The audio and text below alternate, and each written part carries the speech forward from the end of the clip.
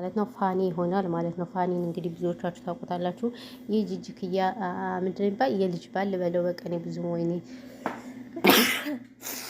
በለው ቪዲዮ ስሰራ የሚያስነጥሰኝ ነገር ስባይዘ ወይ ጉንፋን ስማ እናንተን የጉንፋን ሊገልኝ ነው። አረብ ሀገራት ላይ ግን እንደኔ ጉንፋን ያሰቃያችሁ ሰዎች እነማን ናችሁ? በነገራችን ላይ አረብ ሀገር ላይ ብዙ ጊዜ ውሃ አይደፉ ምናምን ሽንት ቤት ገብተው ምናምን በቃ የሱ ሽታ ሲይዝ በቃ አፍንጫ የራሱ አላርጅክ ታውቃላችሁ። አላርጅክ ልክ እንደ አላርጅክ ማለት ነው።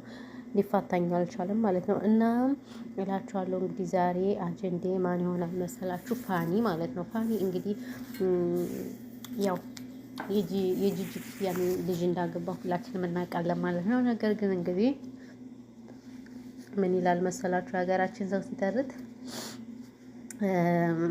እናቷን ግቢውን አይተህ ቤት ግባ፣ ቤት ገብተህ እናቷን ምናምን የሚባል አባባል አለና እና እንግዲህ የማንዘር ጎመንዘር እንግዲህ ጂጂክያም በነገራችን ላይ ብዙዎቻችሁ የምታውቋት በስድብ በብልግና ምናምን በዘረኝነት ዘርን ከዘር በማባላት ነው ጂጂክያን የምታውቋት።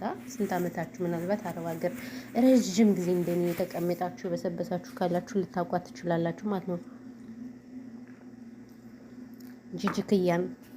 ነገር ግን የማታውቋት አታውቋትም። እንግዲህ የእሷ ልጅ እንግዲህ ትዳሯን ፈታለች ማለት ነው። ትዳሯን ፈታ እንግዲህ ቲክቶክ ላይ አሸሸ ገዳሚ እያለች ነው ማለት ነው።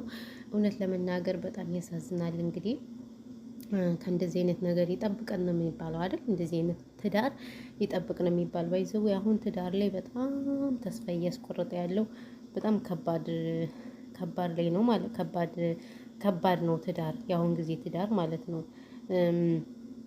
የድሮ የእናቶቻችን የአባቶቻችን ፈለግ የሚከተል የለም። በቃ ትወልዳላችሁ፣ ሁለት ልጅ አንድ ልጅ ትወልዳላችሁ፣ ትቀመጣላችሁ፣ ከዛ ትፋታላችሁ። በቃ ትዕግስት የሚባል የለ ምን የለ በቃ እንደዚህ ዘና ብሎ መኖር ነው የሚፈልጉት። ሰው እንግዲህ የጂጂክያ ልጅ እንግዲህ ትዳሯን ፈታለች።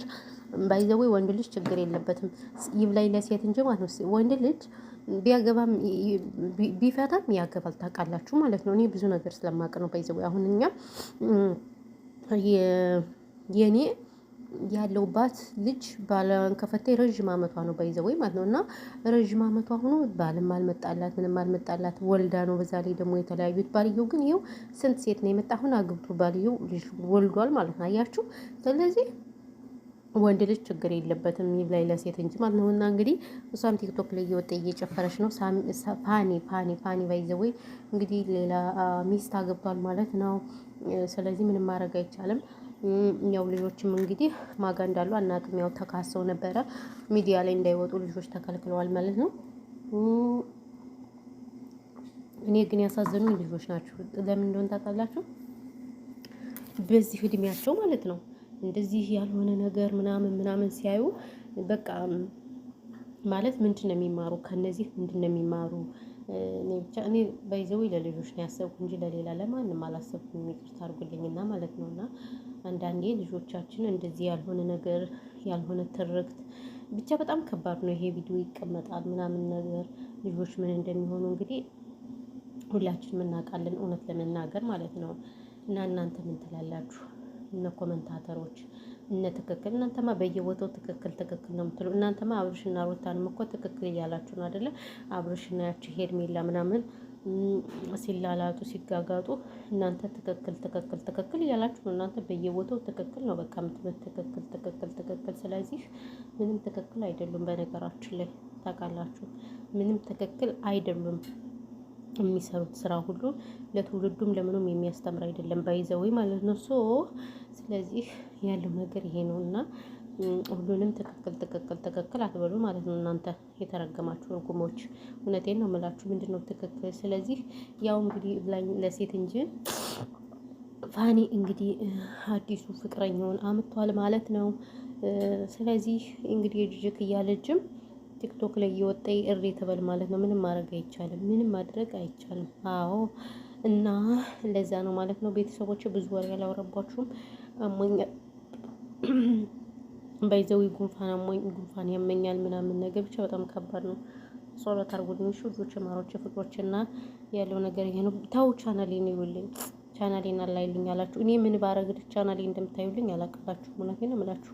ምን ብከረበት ነው? ባለቅስ ነው? ባለቅስም ራሱ አታዩት እናንተ ቻናሌ ማለት ነው። ስለዚህ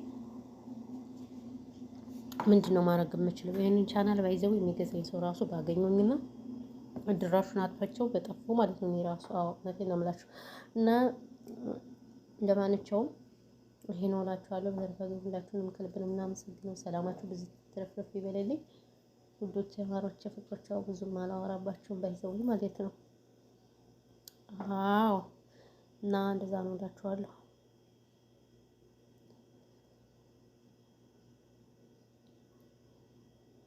ምንድን ነው